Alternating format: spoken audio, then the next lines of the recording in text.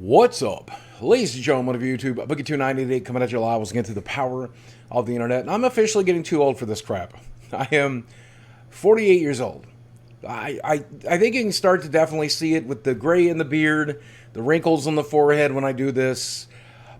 I'm definitely starting to show my age. So for my birthday, I'm going to rant a little bit, and I'm going to ask you to politely listen to the ramblings of a crazy old man. Since this video is probably going to be pretty long, I'm going to go ahead and use that chapter section so that you can skip around a little bit while you're down there. Do the YouTube stuff, drop a like, hit subscribe if you haven't already, and check out the merch. The merch is there. Check out Meta PCs, this channel's sponsor. I think you'll be glad you did. So I just turned 48, and I think I got the best gift a person could get at 48 when they've been morbidly obese their whole life, which is still being alive.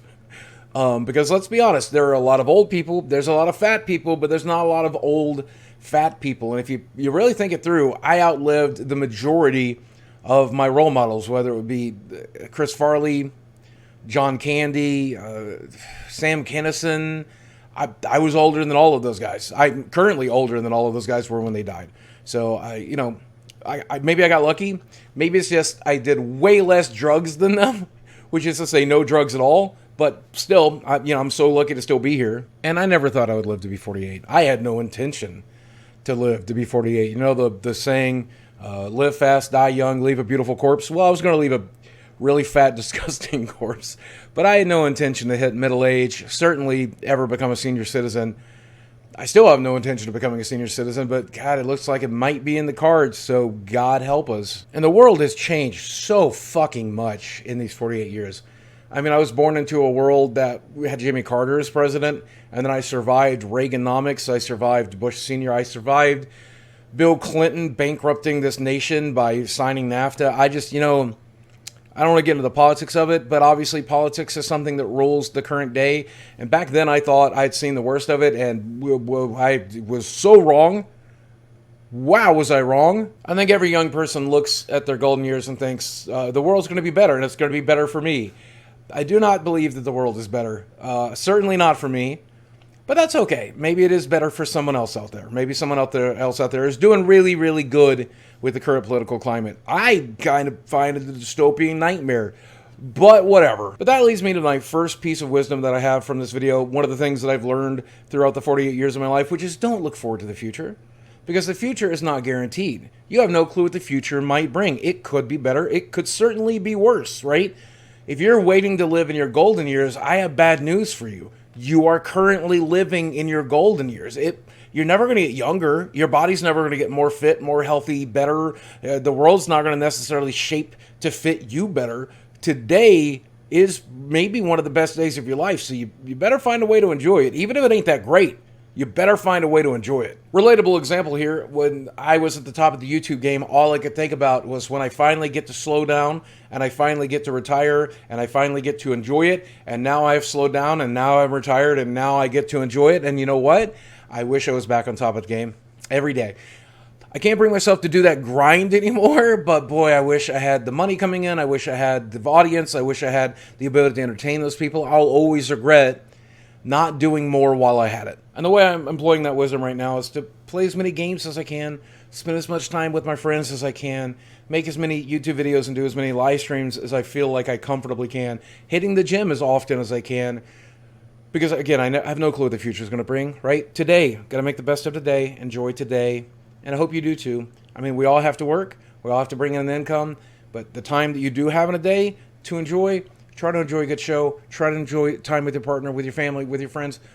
Make the best of it. I really hope you do. Which leads me to a second bit of advice, and I think this one's going to be very controversial. But back in 2006, when everything got super political, I started being very political on live streams. I started being political on the internet, on my Twitter feed, on YouTube. And you know what? I kind of regret it. I really do, looking back on it. I mean, let me say that if you're the kind of creator or the kind of person that goes out and makes an actual difference, you're running for office. You're helping people get elected. You're helping bad people not get reelected. You're crowdfunding. You're raising money. You're organizing protests. If you're out there making an actual difference, awesome. This part is not for you. I was not doing that. I was just posting my opinions to the internet with no real reason or thought. I was getting openly mocked for it. I was causing division. People were arguing with me over it. I could not empathize or sympathize with the people who disagreed with me.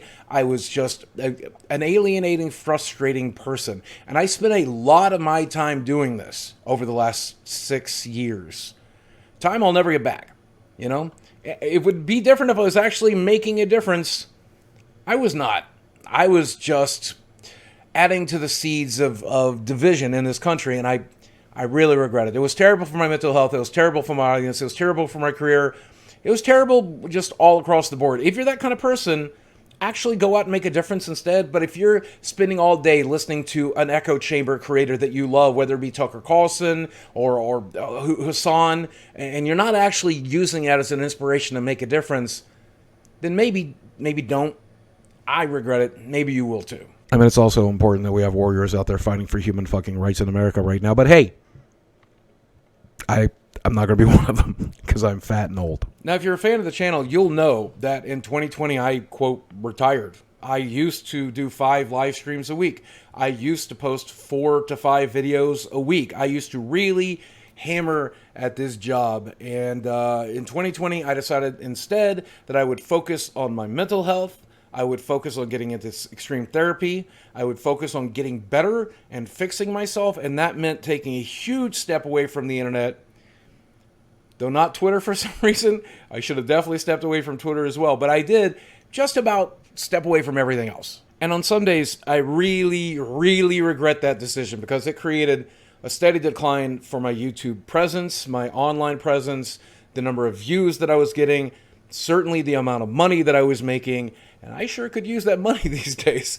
So some days I really struggle with that decision. But then again, I'm not walking around openly suicidal anymore. So probably a good decision. When I was growing up, I refused to get medicated. I refused to get the therapy. And I said, therapy doesn't work for me. And I would go back to therapy and it would be miserable. And I would go back out and I wouldn't learn anything. And I would try a new medication and the medication would make things worse, not better. And so I would say, medication, therapy, these things are not for me. And I gave up on it for a really long time. And boy, I have severe regrets about that. Because if I went into the YouTube career sane, it probably would have turned out completely different. And this piece of wisdom kind of contradicts what I said earlier, but I really wish that I had done the work ahead of time. I hope that you choose to do the work ahead of time. Lose the weight now. Take care of yourself now. Get into therapy now. Start the medication now. Maybe it'll work. Maybe it won't work. You're going to have to keep going back to that well until eventually it does. Finding the right diet, finding the right lifestyle, finding all of this stuff. I really wish I had done that beforehand because you never know what the future is going to bring. You might get that right job opportunity. You might meet that right person. You might get that right stroke of luck or that stroke of bad luck. That happens too. And if you're in a good place for it, you'll be able to handle it so much better. I was not in a good place for it. I was in a very, very bad place. And it just kind of spoiled the whole thing, And now I'm in a better place now, but there's no way to get back there, right? Should have done the work when I was younger, when I had the chance, and I hope that you do too. But as I said in my video about God, when I said about my biggest regrets, one of the things that I found an extreme amount of comfort in is just acceptance, right?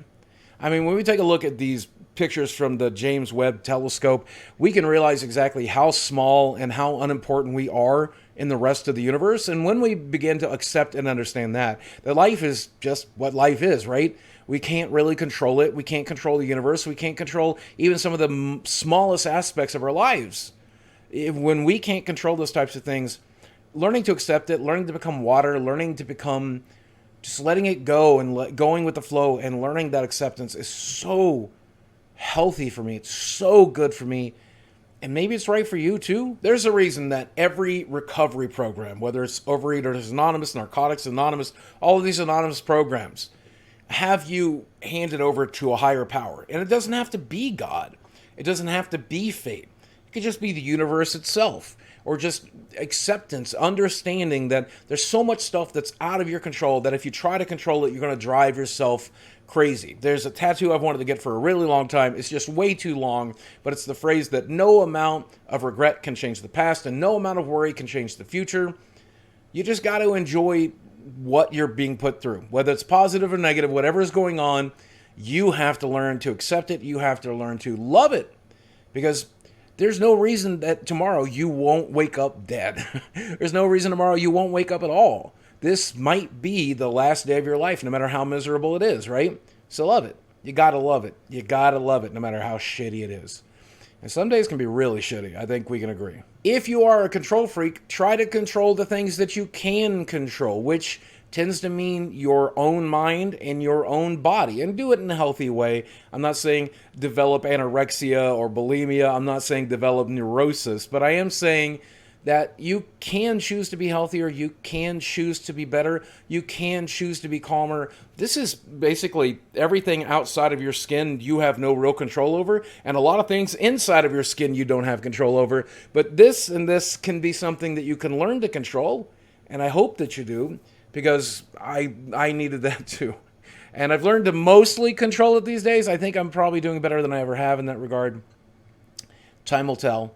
But I'm pretty proud of my progress, and I hope that you're proud of it too. And that brings me to the final tool in my arsenal, probably the most important one, so I saved it here at the last for the true fans, and that is practicing gratitude, which unfortunately I learned to do that very late in life. But, you know, so much of my time has been spent, I wish I was born into a different family, I wish I hadn't been abused, I wish I had what other people had, I'm not grateful for what I do have, but and the reality of it is, I woke up every day. I was able to walk. I was able to move. I was able to survive.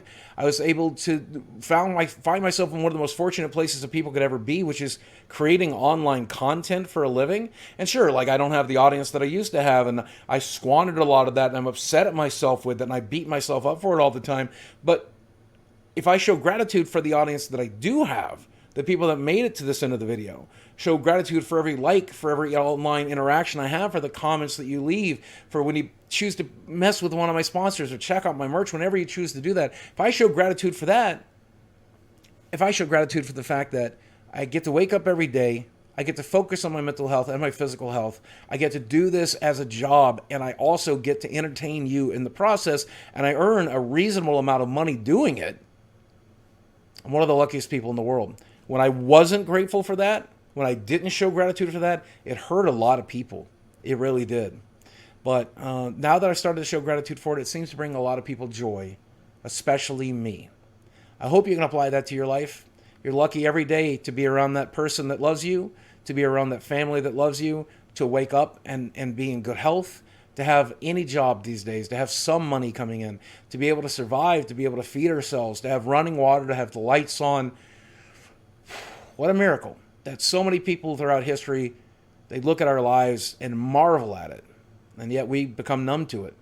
And when we do, we're squandering it. So practicing gratitude, I think, is the most important thing I've done. It's brought me an incredible amount of peace, and I hope it brings you peace as well. Watching back on this edit here, I'm realizing how naive and childlike I really am, because I imagine for a lot of you, this is just obvious basic building blocks for life.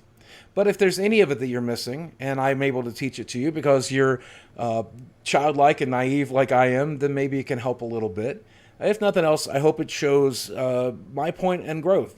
At a 48-year-old man, I now have the understanding that most 20-year-olds have.